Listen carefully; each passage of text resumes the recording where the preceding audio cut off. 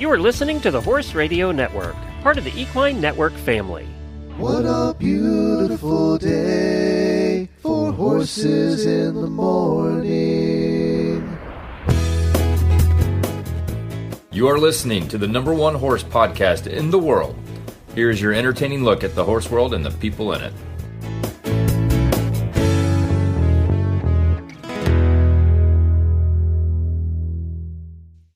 I'm Samantha Oldfield.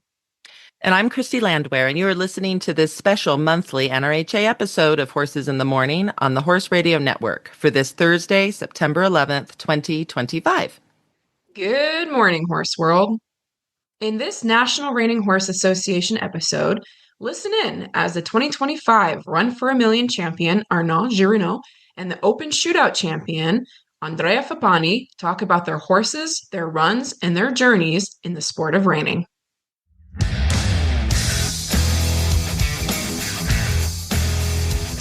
It's the second Thursday of the month. That means it's time to slide in to the National Reining Horse Association episode of Horses in the Morning.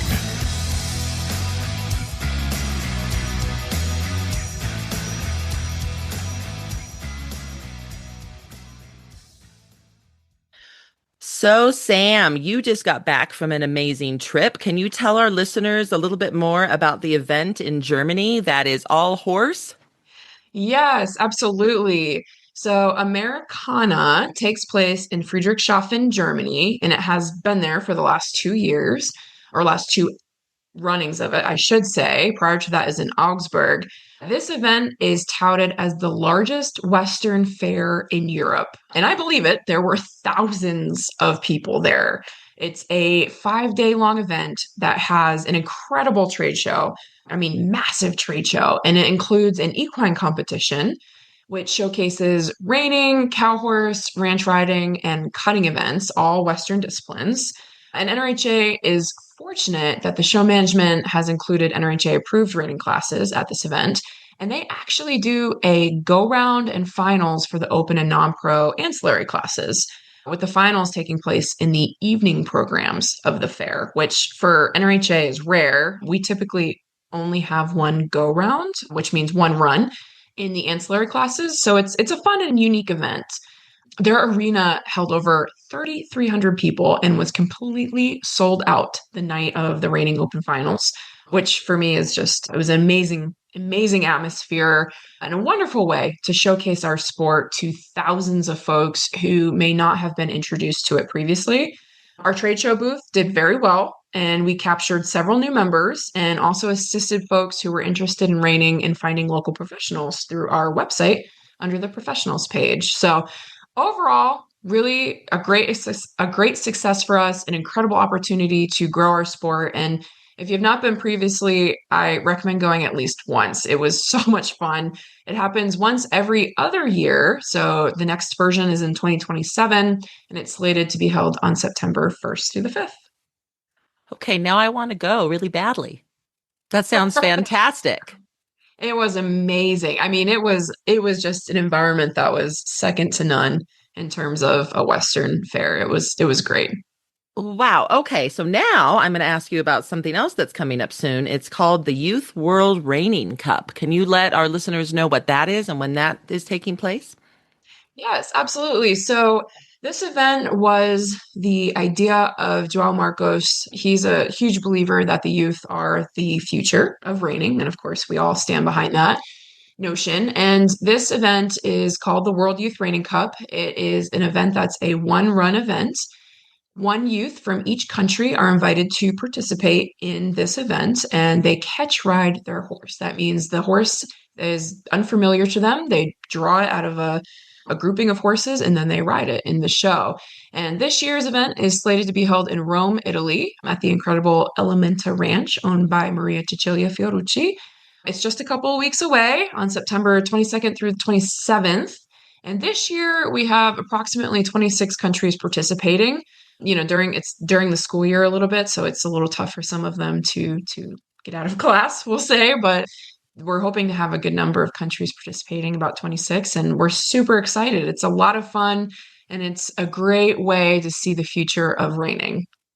It's catch riding, very similar to the draw-based system that we spoke about in an episode ago in regards to the Interscholastic Equestrian Association here in the U.S. and the Intercollegiate Horse Show Association. So I love that we do this on the world stage for the reining.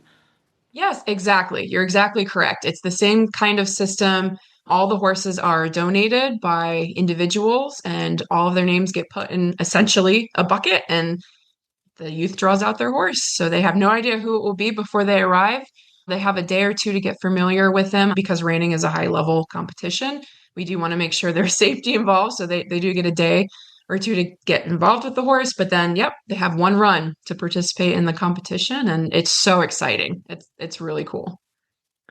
Well, we're so excited. Talk about more international. We have our first guest on today is also going to be an international guest, but he came to the U.S. to win an amazing competition that is held here every year in Vegas that many of you might have heard of. It's called the Run for a Million. And then we're also going to be talking to our second guest who also was there and did an amazing job, but he also just competed in a show called the 100X. So for those that are listening, the NRHA owns 4 events. We own our 4-6s Derby presented by Markel that takes place in June in Oklahoma City. And we also own our NRHA Futurity that takes place in November and December, also in Oklahoma City. And then, of course, we own our 2 European events. We have the Futurity that takes place in May in Cremona, Italy currently, and in the fall, in November, we have our European Derby that takes place in Lyon, France. So it is very exciting when there, of course, are many NRHA sanctioned events all around the world that we tally up all the points for lifetime earnings, and we do those types of things and keep track of everything as an association. So it's fun to be able to bring on folks who are our members and do well at all of our events, but also do well at some of these others. So very excited to have our guests on today. Arnaud Girinon won the 2025 Run for a Million reining competition in Las Vegas, Nevada, with a score of 232 on his horse Flexing Guns in Town. Flexing Guns in Town has already built a reputation as a consistent contender, with a resume that shows he's been knocking on the door of greatness for years. The 2019 Palomino Stallion, owned by Anna Maria Schefflinger, first made his mark as a finalist at the Austrian Futurity, then placed 3rd at the Breeders' Futurity. Soon, he was a fixture on Europe's toughest stages, taking reserve at the NRHA Italian Futurity Open Level 4 and again at the IRHA Derby. His breakthrough came at the NRHA European Derby, where he captured the championship with an impressive 230 score. That momentum carried him and Girinon to the Run for a Million European qualifier at Equita Lyon, where their ride sealed the ticket that would carry them across the Atlantic and into Las Vegas history. Welcome, Arnaud. We're so happy that you are here with us today. So I have known you for several years and remember back to some of your first NRHA events, but for our folks who do not know you as well, tell us about your journey to get into the sport of reining, and overall, how did you get started in reining? So I'm riding horses since I'm 6 years old, but I did not start with reining. Like in Europe, it's not that popular that it is in the USA. So yeah, I just started as an English rider and slowly move into the, let's say, Western kind of riding. And with my family, we all decided to go for a trail ride for a week where, yeah, they used Western saddle and was kind of fun. And then we started to just look into it more and more and more and saw that, yeah, actually it's also a sport. It's not just a different saddle to use and some different clothes to wear. It's like, it's legit a sport. And we figure out that there's a barn like an hour and a half, 2 hours from my parents' house that, yeah, they give reining lessons. And that's where we've been starting, my sister and I think I was like 10 years old, something like that, 11 maybe. So that's how I started reining. I love so much that you started with a trail ride. So Arnaud, you don't know this about me, but I teach beginners to ride horses, and I have 3 aged geldings in the backyard. I have an Arabian, an Appaloosa, and a paint. And I love teaching beginners, and most of them come to me after having their first trail ride, and then they want to learn how to, actually ride and do some other things. So I find that fantastic that is how you started. Yeah, I think this is it's a little bit how especially in my time when I started. Not that I'm old, don't get me wrong, but when I started 25 years ago, something like that, it was the easier way to start, and I believe that a lot of people just jump into like from you know what, that Western saddle was way more comfortable and safer than the jumping or dressage or like the English saddle, let's say so. And I just feel better. I wanna get to learn about it. And I understand that a lot of people went from trail riding to try to make a sport out of it. Well, please tell our listeners a little bit more about the experience of coming from France to the United States for the Run for a Million. How did all of that come about? How did you feel on the airplane ride coming over? How did all of that feel to you? So well, I do live actually. I'm from France, but I'm located in Belgium with my wife, where we rent the facilities where we have some horses in training, both of us. And no, yeah, to come to the United States with a horse was a lot of paperwork involved and a lot of stress to make sure that we would not have make any mistakes into all the tests and the different rules what we have to import the stallion into a sport quarantine. This was a little bit the most tricky part. And yeah, from the moment he left on Wednesday, then we had our plane with my wife and our farrier. We flew on Friday, and yeah, then when I was on the plane, I was okay because I knew that he was already landed. Everything was fine. So yeah, me traveling, it's okay. I sit, I watch a movie, I have a drink, everything is fine. But for the horse, it's always a little bit different. I think that's something a lot of our US competitors are, if you haven't competed internationally, is something they're not familiar with. And maybe a lot of our listeners are not as well.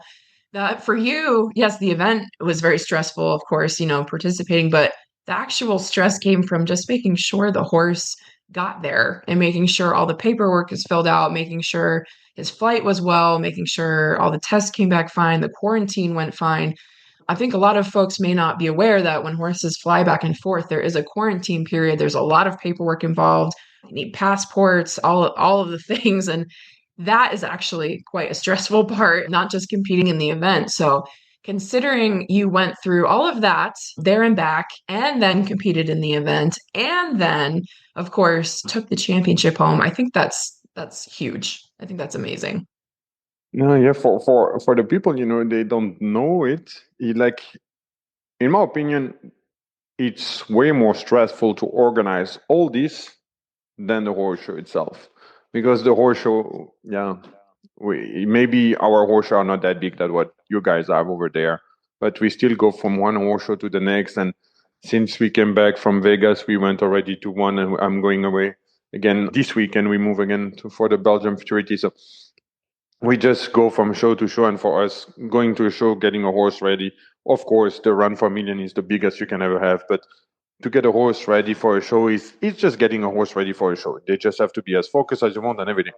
But the preparation for all this is something we are not used to. Like, this was definitely, I think, the most stressful of all. For sure. And I'm sure you are aware winning this event was a huge milestone for reining in Europe, not just a win for you and Anna personally, but also for our sport internationally. How did being at the event and your win feel? It was an honor in a way to be a little bit representing Europe in the United States. And the win felt unreal until still maybe a week ago or something like that. It was, yeah, a dream came true. And it was, yeah, it was really, like, it did not feel real for a long time. It took us, all of us, it took us a while to realize, to say, damn, we did it. Like that's real. Like, it is not a dream. So, what is Flexing Guns in Town's barn name? What do you call him around the barn? We do call him either way, Flexi or Tinsel. It depends. Like, Flexi or Tinsel? Yeah, he's allowed to have two nicknames. I love it. Yes, he's worthy of that. Beautiful Palomino for those that have not seen any of the runs that took place.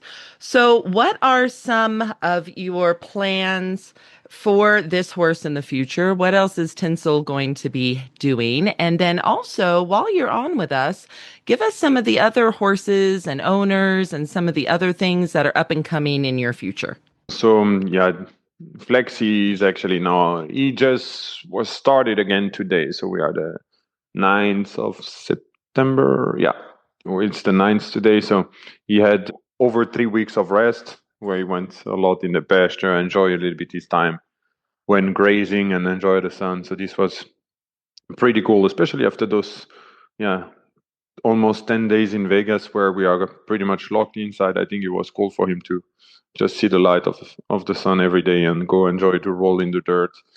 And now we're going to try to get ready to go back to Lyon and defend the title he earned last year. So yeah, this is our plan, to try to go to Lyon and for the European Derby and to try to be there as good as possible. That's awesome. I love hearing you talk about, we always say our horses are our athletes. And you just mentioned that he had 3 weeks of rest, and which is so important for these horses, and that he could go out and he could roll in the dirt and graze and take the time he needed to just enjoy being a horse in between events. And I think some of our listeners, some of our folks forget, they are athletes and they're competing at the highest level, but they still get to be horses on their downtime. And it's really important that that piece is in there. So I love that you mentioned that. I love that you mentioned that about them, because I think it's really important that our members know that. So Arnaud, how can folks find out more about you? Do you have a website, social media, if they want to follow you on your competition journey? How can they find out more about you? Yeah, first I'm gonna come back on what you said, about the fact that the horse still have to be a horse. I have a few customers and friends and colleagues that tell me, but are you not scared to turn them out and so on? They might hurt themselves. Sure, they might hurt themselves, but they might also hurt themselves when we ask them to stop for a +1, to turn for a +1, and to ride as hard as we can in the arena. So I think if they're allowed to hurt themselves doing their job, they are also allowed to hurt themselves having fun outside. I love that. And for the part that to know a little bit more about us on social media, Facebook and Instagram. But I have to be honest, my wife and I we are not that great about it. Like we try to be a little bit doing better, and we always keep every followers updated about the result on the show and what show we are going. But we are not half social as we should be. Like we should post more. We should keep the people more updated, entertained, and it's just that when you have where you have a barn to run, kid to raise, and it's still it's the stuff which goes a little bit as last. We try to do some media and social media work, but we are not that great at it. But we know that we are not that good, so we know that we also have to improve.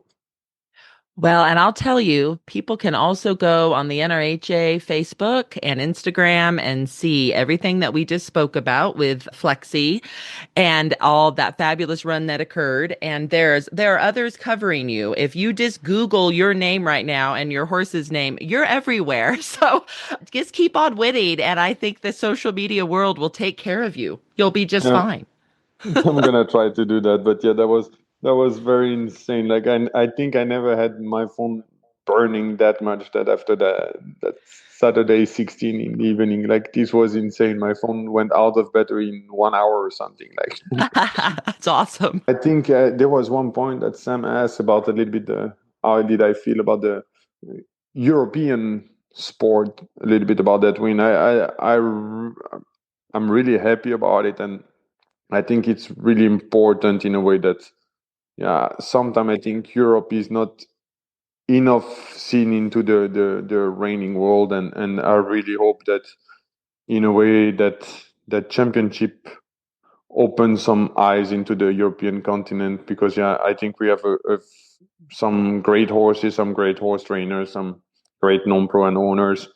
I'm just like, we don't have the numbers what are in the United States, but I think the high quality horses what we have and the high quality trainer and owners are maybe like competitive to be in the United States. And I think Flexi on Saturday, he showed that we also have great horses here, and I think it's really nice that it put a spotlight over Europe for a little bit, and I'm really happy about it. 100%. I think you hit the nail on the head of Europe has phenomenal horses and competitors, and they can compete on the US stage. They can compete on the worldwide stage. And you prove that on that night. The Run for Million is a great snapshot of our highest level of competition in reining. And you prove that doesn't matter which country the horse comes from, which professional, where they come from, the owners, where they come from. That night is anyone's game, and you all definitely put the best spotlight on European reining, in my opinion. I think it opened up everyone's eyes to how well our Europeans do. So it was an incredible opportunity for our sport and for reining in Europe. So we were excited. No, I think like I say, my phone went completely cuckoo. I think the entire scene of reining in Europe have been calling me or texting me or my wife. So that was pretty awesome to feel that. Yeah, really, one continent was standing behind to just let you know that they were proud of what that horse did and what I did, and that he had to show that we also can do some cool stuff. Thank you so much for being on the show today. It was such a pleasure to have you. And I hope I personally, unlike Sam, who's already had this opportunity, I hope I also get to meet you in person one day. Yeah, I'm going to try to stop by the NRHA Futurity this year again. Oh, good. We come to visit some friend normally every year, but we don't stay so long on the fairground because we are on the show all year, on the shows all year. So we try to just stop for the final, say hi to a few friends, have a drink, and then out.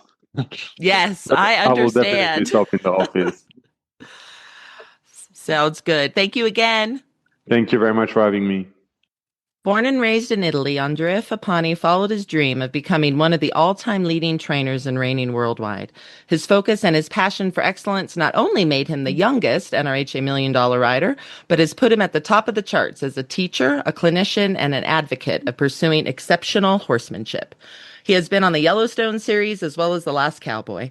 He is now a $9 million National Reining Horse Association rider and currently lives in Scottsdale, Arizona with his wife Tish, who just recently reached the NRHA $1 million level as a non-pro. Hi, Andrea. Welcome to the show. Thank you for having me. So please tell our listeners about how it all started. What was your very first pony ride, Andrea? How did all of this happen in your life with the horses?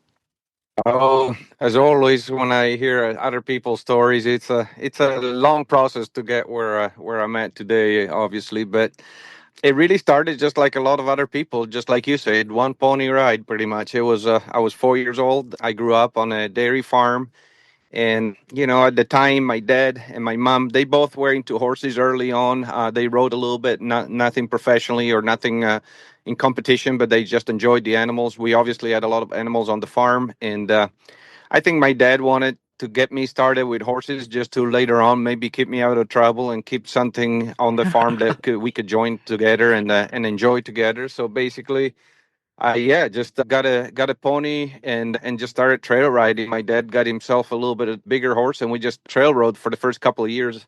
Nothing like reining. It was actually on English saddles at the time. In Europe, reining wasn't as big. It was just kind of starting. But all it took was a friend of ours that was taking some reining lessons and just discovered this great sport and convinced my dad to take me to the local trainer that was doing some reining. And I was a little kid for my age. I was very shy. I was not the most aggressive, and those English horses, by this time, I was 7, 8 years old. We went on from the ponies. I went to bigs, and jumping was actually kind of what we were looking at, because my dad was, as always, in everything that he did, competitive, and kind of gave me that type of attitude to everything that we did. So it wasn't anymore about just trail riding. We wanted to get serious, and the option was to either go jumping, and I took a few jumping lessons. But I was kind of intimidated by those bigger horses.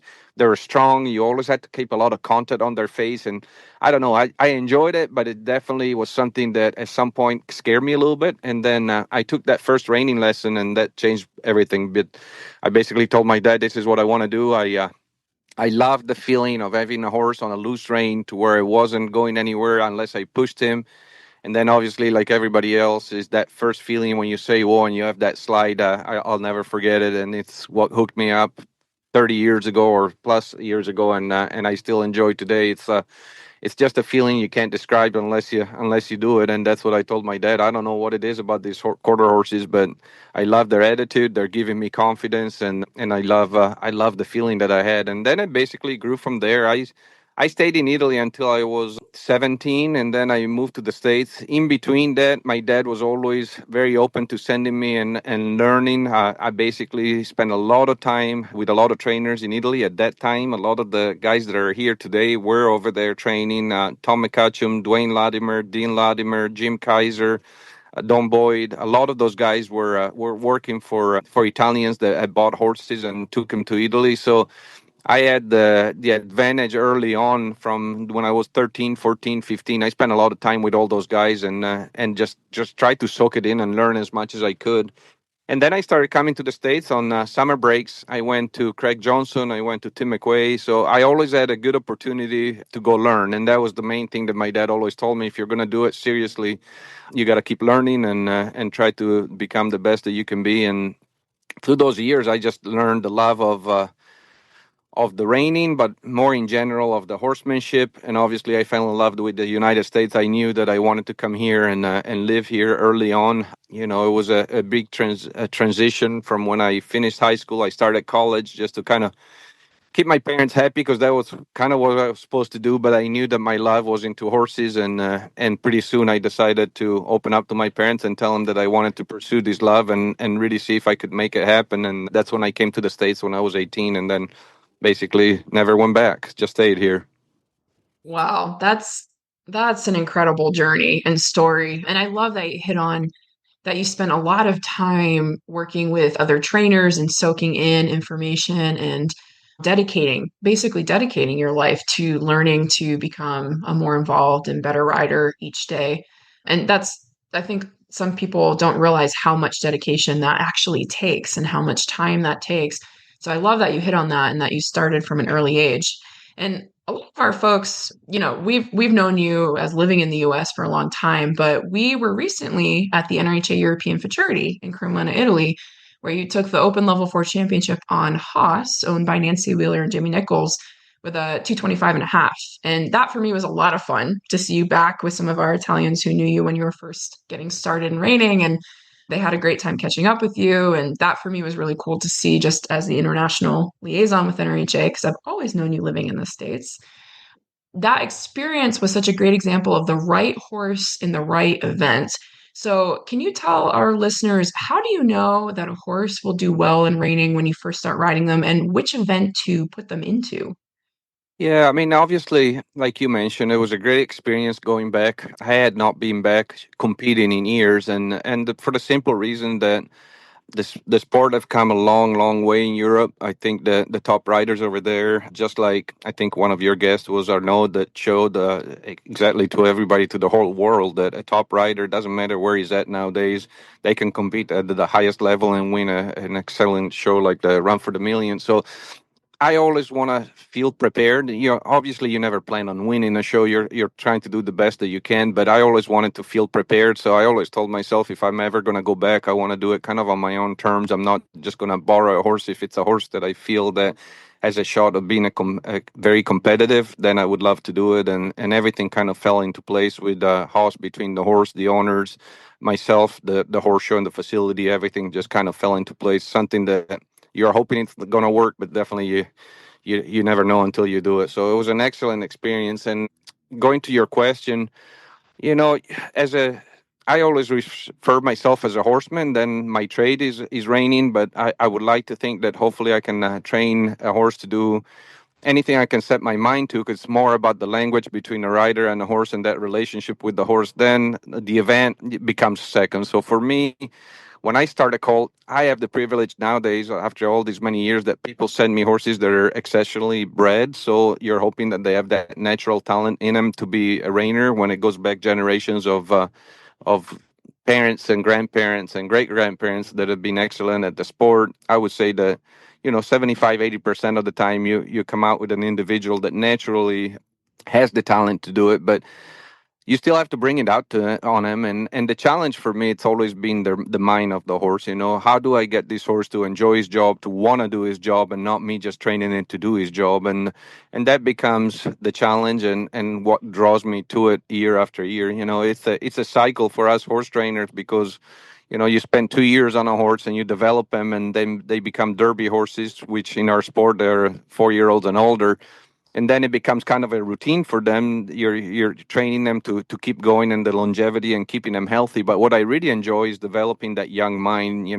I try to always put myself into the horse's shoes, to where I have a pretty good idea what I want them to do, but I cannot expect them to know it, because they have no idea. So you're starting all over again basically every year with these young horses, and I enjoy the process on the young horses. I spend as much time as I can when I'm home on my young prospect. A lot of 2-year-olds. I spend probably, of all the trainers that are showing, I would think that I spend most of the time or a lot more time than some of those other guys, because I really truly enjoy it. I enjoy getting to know a horse. I enjoy learning how their mind works, and pretty soon they tell you if they have the right mind.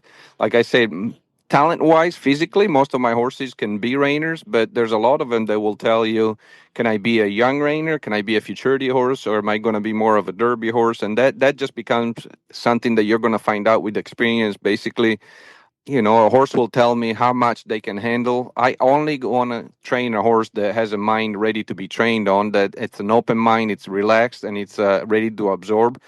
Because I've learned from experience that if you don't have that kind of mind, they're not going to retain anything. So basically, you're kind of wasting your time and their energy every day by teaching them something that they're not going to retain. So some horses retain for 5%. It's no different than young children. Some their their attention span changes a lot from individual to individual. So I try to surround myself and fill up my barn with horses that have a mind that's very mature early on, that it's open to learning, and they really enjoy that relationship with the rider. And then the talent comes out by itself. Obviously, you can have a horse that will mark a 75 and one that marks a 73, but to me that really doesn't matter that much. I can train a horse that has a little bit less natural talent but has a great mind. And by the great mind is what I was just saying. Basically a mind that's always asking the rider, what do you want me to do? Let's work together. And that gives you a horse that you can trust in the show pen, because it's what they want to do from your relationship. And it's not something you just taught him to do, but then his mind wanders off to other places. Andrea, I was also incredibly spoiled and got to be there in Cremona to watch your win on Haas. And that was magical, actually. I really enjoyed it. But you have had so many other amazing runs this year, amazing horses. Tell us a little bit about 007. Tell us a little bit about Magnum's Custom Dream. Are there others that you want to mention and call out to their owners? I just think you've had such a fantastic year so far, and it's nowhere near over. So go ahead and share a little bit about those others, please, as well. Yeah, it's been a special year so far, and I knew it coming into it. I was talking to Tish, my wife, at the beginning, actually at the end of last year. I was still doing some cow horse that I've been doing for the last few years, and I told her that going in 2025, I wanted to just concentrate on reining for 2025, because I had a special group of horses, and especially a special group of futurity horses for this year. I've been riding them early on as 2-year-olds, and I told Tish early on, I said, I don't think I've had a solid of a group as I have this year, so I really want to give them as much time as I can. And basically, yeah, I mean, I was super excited about my futurity horses, and then not really planned. There have been a few Derby horses that kind of came into the program and gave even a boost of the Derby horses. So early on in the year, this year, right after the qualifier, I've had Rhodes River Ranch Trashing Your Dreams. It's a horse that's 7. It's on his last Derby year, and I've been admiring that horse for a long time. And I asked Sean McBurney that runs that program, I say, if I ever have a shot of showing that horse for you, I'd love it. And he didn't get himself qualified for the Run for the Million. And he told me, listen, it's his last NRBC and Derby for this horse. I would love for you to give it a try. And even if we didn't have much time, I really clicked on him right away. And it's been a lot of fun. It's a horse that I've only shown 4 times, but he keeps growing and growing. And we had a 230 there in Tulsa, and it's been a super fun horse to have. And then the couple other ones you mentioned, Magnum Custom Dreams, that's another horse that Casey Hinton showed his whole career. He's 8 years old this year. And Casey told me last year, said, I'm done with him. I'd love to qualify myself one more time for the Run for the Million, but even if I qualify with him, I'd love for you to give it a shot and try him after that. And that speaks volumes for a trainer like Casey and an owner that, he did come to the Cactus, qualified himself in a very well position with that horse. And I thought that there was no way that I would get that horse after that. But then he decided to leave him with me and say, hey, if you get along with him and you guys are a good match, go ahead and show him. So we took him to the Run for the Million. We were really close to winning it. And that was really the first time I showed him. I showed him one time at the American, and we had a little mishap to where I marked a 0 because I couldn't shut him off in the turn in time. So I walked out of the pen without really trying the horse any circles or any stops. So going to the Run for the Million was kind of scary, but exciting at the same time because I knew he was capable of marking big scores, but I'd never put it together with him. So it was a challenge at the same time, but also, something I really enjoyed. And we came up short, but it was a great experience marking in 230. And then the other horse, like you mentioned, just here the last couple of weeks, that's been pretty special. It's 007. And that's another story that I never planned on at the beginning of the year. My son Luca had him in training after Gabriel Borges showed him, moved to Texas. The owners, Mike and Sandy Vargo, wanted to keep him in Arizona because that's where they live. They gave him to Luca. He made the finals at the NRBC, but he looked at me and said he thought that maybe he wasn't the best match for the horse. He felt that maybe they weren't on the exact same page, and he offered it to me. We work out of the same facility. Lucas working out of my ranch, and he's got his independent business, but we obviously ride with each other every day. And he's like, Dad, why don't you give him a try? And I fell in love with that horse pretty much from the beginning. It's a horse that even without going and showing him, I knew that we were a good match. And we decided to show him. I was really close to showing him for the Run for the Million, but because I had never taken him anywhere, I told the owners that I would take him to the Shootout as a first outing. We won that with a 234, and he was great there. I mean, obviously, I didn't get to school him or do anything. I had only been riding him since the Derby and after the Derby, basically. And so after a month, I went and showed him there. And then they asked me what I wanted to do with him. And I said, well, I'd love to save him for next year. But to be honest, just having one run and one show, it's not enough for me to get to know the horse. So I'd love to show him one more time this year before we finish with him. And so we decided to take him to 100X. And, he's a little horse with a lot of power and a lot of ability, but he's got a great mind also. And that's kind of what I found out at the 100X, because there's just not that many horses. For people that maybe are new to reining, they think that, you get one of the best riders like myself and a very successful horse, and you can pull out 230s, no problem. But it's not as easy as it seems, meaning that, yeah, you may be able to get one run out of in the 230s, but it takes an exceptional horse to come back a week later and do it again. Usually we have a month, 2 months in between some of those runs, and we can let the horses just, chill out, get a break, and then hemp him back up to bring him to that level. To be able to keep a horse at that level and be consistent to where he came back and marked pretty much the same exact score with a 233.5. It's pretty special. So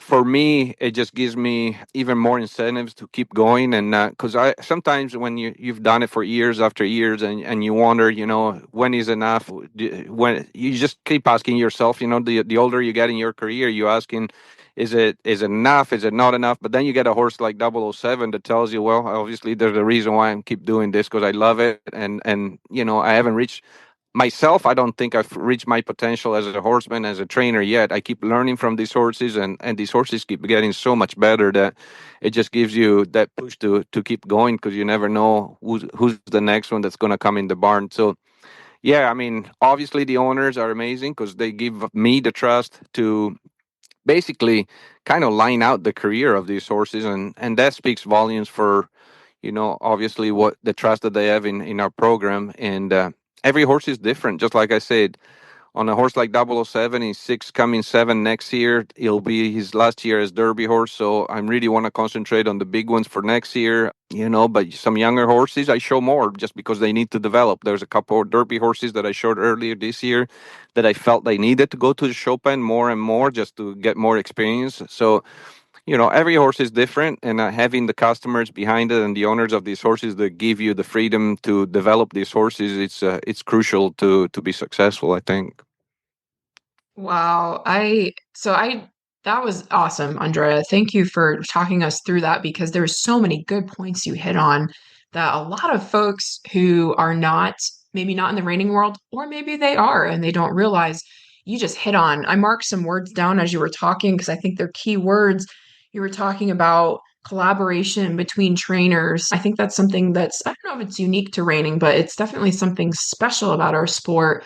You talked about mentality of the horse. You talked about learning ability, and you talked about making sure the correct matching between horse and trainer. You talked about having support from the owners to making sure the horse was happy in his job, not just training him, but having him enjoy the job.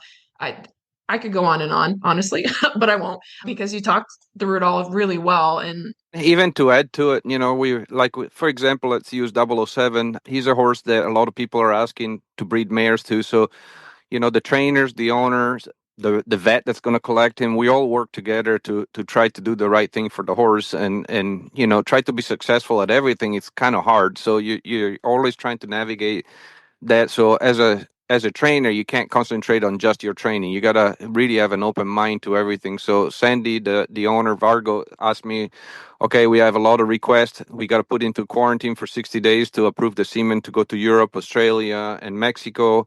How do we do that? So you come up with a plan. I was talking to Roger that owns the facility where he's going to get collected. We try to come up with an exercise plan for the horse while he's in quarantine. So he's going to swim 3 times a week. He's getting collected. Then they're going to freeze semen. So I'm going to get him back probably by the end of the year. And then you make a plan on that. So you can't just forget about the horse and then expect him to come back and be exactly where he was, because physically he's not going to be if you don't really have an exercise plan.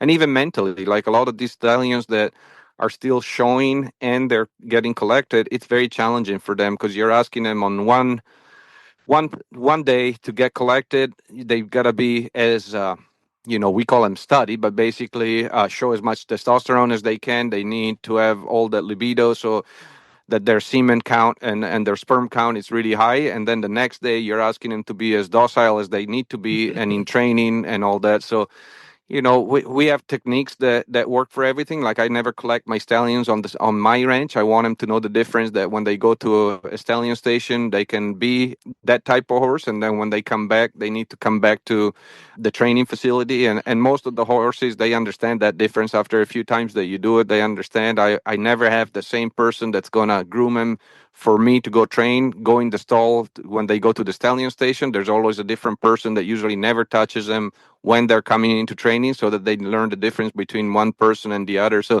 there's a lot of different things that play a role in to be successful. It's not just about talent, and it's not just about, how good the horse is. It's definitely the work of a group of people that most of the time don't get recognized, because the person that gets recognized, it's always the rider. But I think that there's definitely always, when you look at the successful combination of horse and rider, there's usually another 4, 5, 6, if not more people behind it, between the guys that groom it, the guys that take care of it, the veterinarian, the horseshoers. There's so many people that are playing a huge role in it.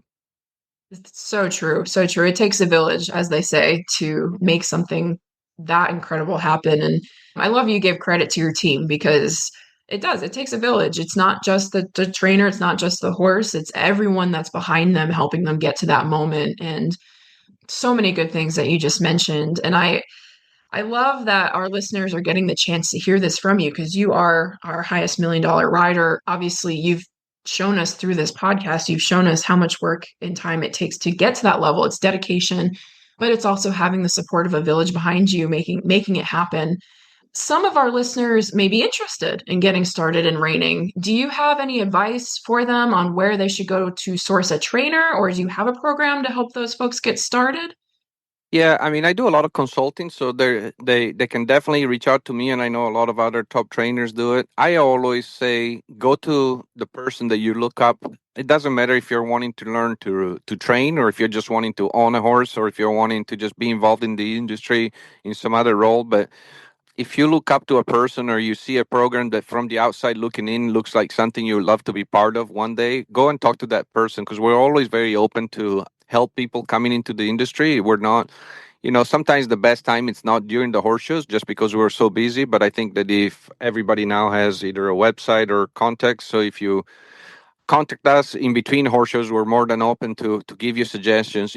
For people just like myself, I've had so many people that have come into the program, different trainers that maybe do concentrate on different part of the business. I only concentrate on open horses, and I don't coach very many non-pros anymore, and I only concentrate on level 4 horses. But I've had so many assistant trainers that are in different part of the industry, so I can push people or give them suggestions or where to go as far as where you want to be. Do you want to be an amateur? Do you want to have your son start in the youth classes? Do you want to own a horse? And usually there's always a place for somebody. So I think the best advice is to talk to people that have been in the industry for a long time, because they're going to have the context and the knowledge. And I think that, from there, you just decide where you fit in the best. But there's always a stepping ladder. I think that people sometimes get a little bit discouraged when they maybe go to the reining futurity, they buy a yearling prospect, and they're going to hope that it's going to make the open futurity finals. I think that there's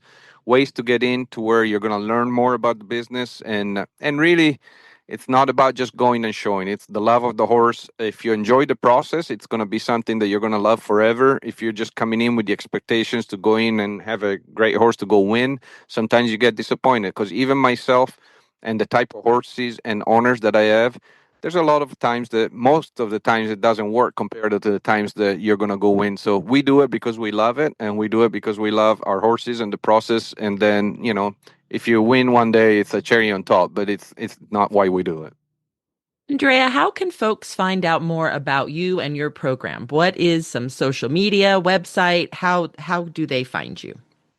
Yeah, I'm on pretty much every platform, from Facebook under Fappani Performance Horses, or fappaniperformance.com is my website. And you're going to find most of the information there. I do have a podcast called Along for the Ride. If you want to learn about some other trainers and some other people that are involved in the industry, I've done quite a few interviews with very successful people. So that I've had a lot of people reaching out to me that didn't know much about the sport or the industry, and they learned a lot just from listening to those. So those are some of the information, and also my personal contacts are all available on those platforms. So feel free to reach out to us. Thank you so much for being on the show today. It was an absolute pleasure to have you on. Well, thank you guys for having me. So hopefully we can do it again sometime soon. Yes, definitely. Definitely. Thank you. So I'm just saying, I love learning how people start, and I love trail ride and pony. That is wonderful. And I also loved how Andrea said, and yeah, my dad got me into it to keep me out of trouble. Because I'm not going to lie, my parents got me into horses to keep me out of trouble. So there was that. So, wow. I mean, all of us had to start somewhere, and not everyone starts from a big family ranch and it's just passed down from generation to generation. Many, like our two professionals on today, started with just that very first ride where they just got hooked. Absolutely. And I also additionally, I have to add, both of them mentioned the importance of rest in between runs and letting them be horses, and, really giving them the opportunity to do their best in the arena. And I love that. I love that they are so invested in their horses and their mentality. And for me, that was just the really, really important note. So find our podcast on NRHA.com/podcast. Now go out and have the slide of your life.